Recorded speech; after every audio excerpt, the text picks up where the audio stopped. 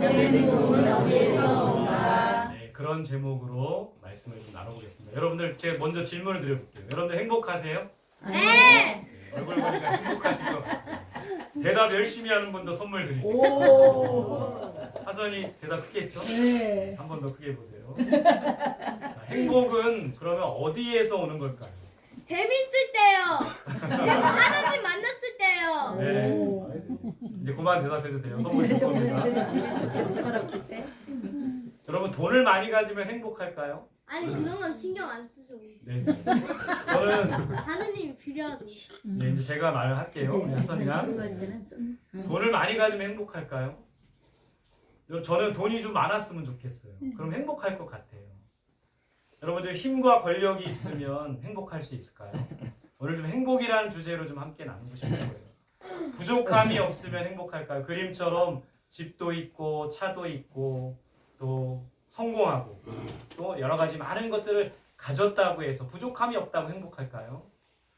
여러분 행복은 무엇인가를 많이 가졌다고 얻는 것이 아닙니다. 사실은. 그러면 과연 이 행복이 어디서부터 오는가 저와 여러분들이 이 말씀을 통해 좀 나눠보고 싶어요. 제가 이 말씀을 준비하면서 제가 이런 생각을 했어요. 저희 아버지가 2년 전에 돌아가셨는데 만약 살아계셨다면 우리 아버지가 이런 사람들이면 내가 좀 행복하지 않을까? 예를 들어 이런 거예요. 우리 아버지가 대기업 회장 누굽니까? 이재용. 네, 삼성 회장인 이재용 이런 사람이면 좀 행복하지 않았을까?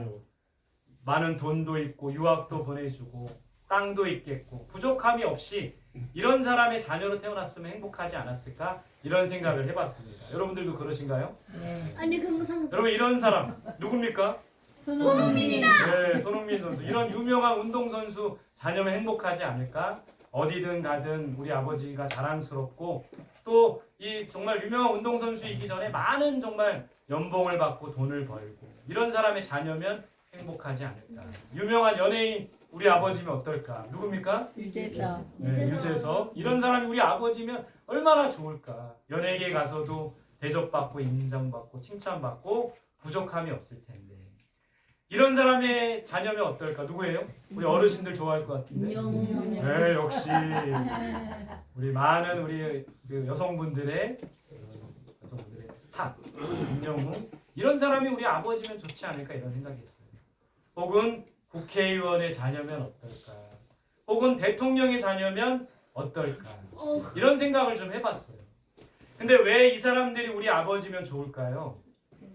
이런 사람의 자녀면 부와 권세와 힘을 얻을 수 있기 때문에 부족할 것이 없기 때문에 그런데 여러분 이런 사람들의 자녀라고 다 행복한 것은 아닙니다. 사실 국회의원 자녀라고 대통령 자녀라고 해서 행복한 게 아니라 이런 모습도 있어요. 술과 마약에 빠지고 사업에 실패하기도 하고 또 정신적인 질병, 우울증이나 공황장애에 걸리기도 하는 모습을 보게 되는 거예요. 심지어는 감옥에 가기도 하는 거예요.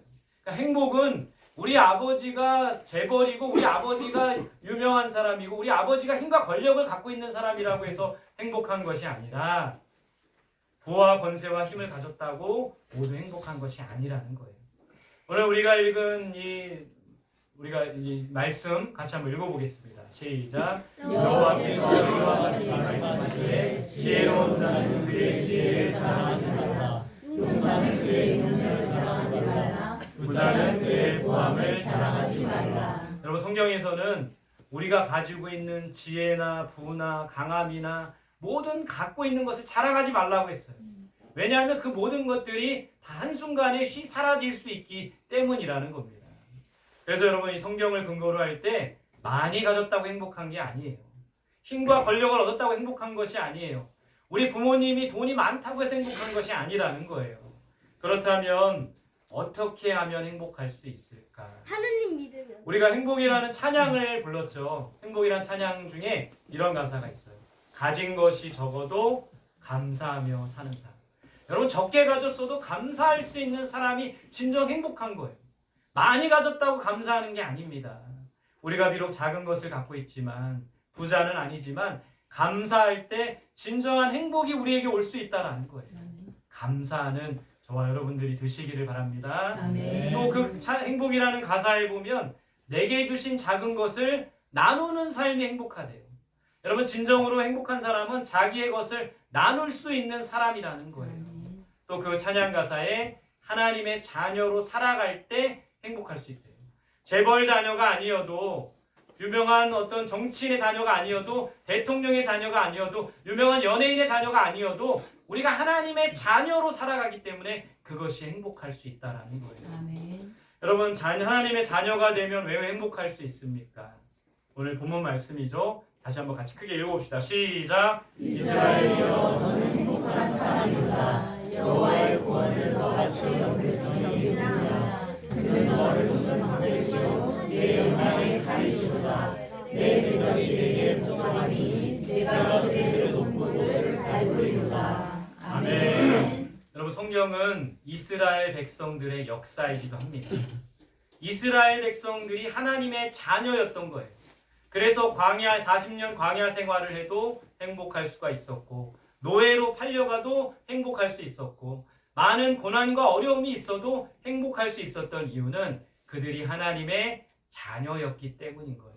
여러분 하나님의 자녀면 하나님이 보살펴 주시는 거예요. 여러분들 한 사람 한 사람이 하나님의 자녀로 살아갈 때 하나님의 보살핌 속에 살 수 있는 겁니다. 또 하나님께서 필요한 것을 공급해 주시기 때문에 이스라엘 백성들이 광야에서 살 때 만나와 메추라기를 하늘에서 주셨죠. 그것을 먹고 행복할 수 있었던 것은 하나님의 자녀였기 때문에 그런 거예요.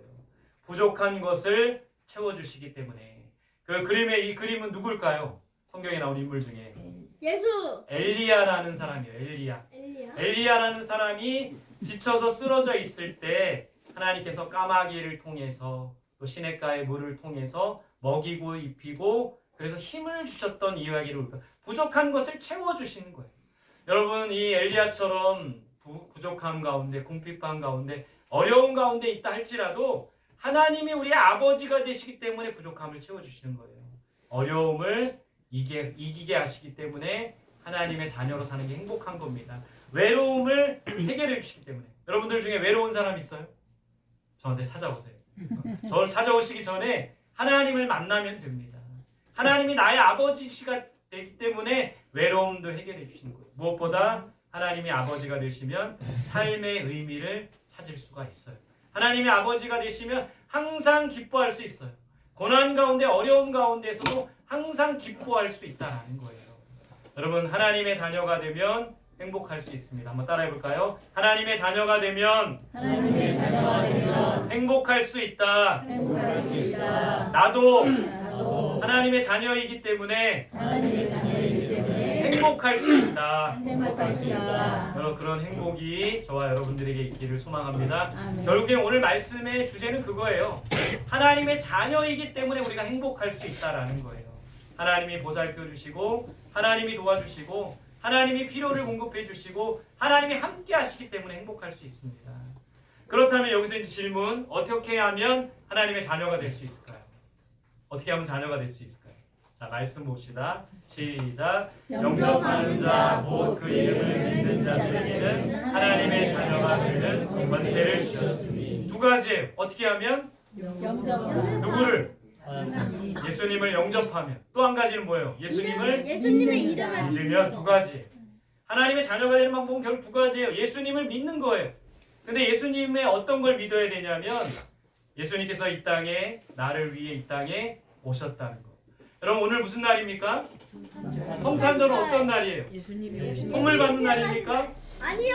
어제 산타크로스가 나한테 선물 안 줬다고 울었나요? 아니요. 성탄절은 어떤 날이에요? 예수님께서 오신 날입니다. 이 땅에 태어나신 날이에요. 예수님이 나를 위해 이 땅에 오셨다는 것을 믿는 거, 그게 믿음입니다. 두 번째는 내 죄를 위해 어디에서? 십자가에서 죽으신 것을 믿는 게 바로 믿음이에요. 예수님이 내 모든 죄를 짊어지시고 십자가를 지셨어요. 세 번째는 나를 위해 부활하신 거. 결국에 세 가지예요. 뭡니까? 예수님을 믿는다는 거. 예수님이 나를 위해 이 땅에 오셨고, 두 번째는 십자가에서 죽으셨고, 세 번째는 예수님이 부활하셨다는 부활하셨다는 거. 이 세 가지를 믿는 것이 믿음이라는 겁니다. 여러분 예수님께서 여러분들 한 사람 한 사람을 위해 이 땅에 오셨고 그게 성탄절입니다. 또 예수님께서 십자가를 지시고 죽으셨어요. 그리고 부활하신 거예요. 그래서 부활절을 지내죠. 오시고 죽으시고 부활하신 것. 이것을 믿는 것이 믿음이라는 거예요. 여러분 이 예수님을 믿으십니까? 한번 아멘 해보세요. 믿으십니까? 네, 할렐루야. 두 번째는 예수님을 영접하면 하나님의 자녀가 된다고 했어요. 영접이 뭐예요? 영접이 뭡니까? 받아들이는 거죠. 마음속에 모시는 거예요. 받아들이는 겁니다. 또 한 가지는 삶의 주인으로 모시는 거예요. 여러분 그림 보세요. 예수님을 내 마음의 주인으로 모셔야 돼요. 내 삶의 주인으로, 내가 내 마음대로 하는 내가 주인이 아니라 예수님을 내 삶의 주인으로 모시고 사는 것이 영접이에요. 결론적으로 예수님을 믿고 예수님을 마음속에 모시고 예수님 내 삶의 주인으로 모시는 사람이 뭐가 된다? 하나님의 자녀가 된다. 하나님의 자녀가 되는 거예요. 여러분 하나님의 자녀가 되길 원하십니까? 네. 원하십니까? 아멘. 자, 이미 예수님을 영접하셨겠지만 한번 저를 따라서 한번 기도해 봅시다. 눈을 감으시고요. 저를 따라서 기도합니다. 하나님, 저는 죄인입니다. 하나님, 저는 죄인입니다. 예수님께서 예수님께서 저의 죄를 대신해서 저의 죄를 지시셔서 십자가에 못 박혀 죽으시고 십자가에 못 박혀 죽으시고 부활하신 것을 부활하신 것을 믿고 감사드립니다. 믿고 감사드립니다. 이제 예수님을 이제 예수님을 저의 구주로 믿고 저의 구주로 믿고 제 마음에 모셔드립니다. 제 마음에 모셔드립니다. 제 마음에 들어오시고 제 마음에 들어오시고 제 삶의 주인이 되어주세요. 제 삶의 주인이 되어주세요. 예수님의 이름으로 기도드립니다. 예수님의 이름으로 기도드립니다. 아멘. 박수합시다. 우리 하나님의 자녀가 된 것을. 여러분은 이제 하나님의 자녀가 된 거예요. 하나님의 자녀가 됐기 때문에 행복한 삶을 누릴 수 있는 겁니다. 그러면 이제 여러분 우리가 고민할 게 하나님의 자녀들은 어떻게 살아야 되는가 그거예요. 세 가지 알려드릴게요. 첫 번째 따라합시다. 하나님만 믿고 의지해야 한다. 하나님만 믿고 의지해야 한다. 여러분 돈 의지하지 말고 이 세상을 살아갈 때 돈이 필요합니다. 돈이 많아야 돼요. 돈 관리도 잘해야 돼요. 그러나 돈 의지하지 말고 우리는 하나님을 의지해야 돼요.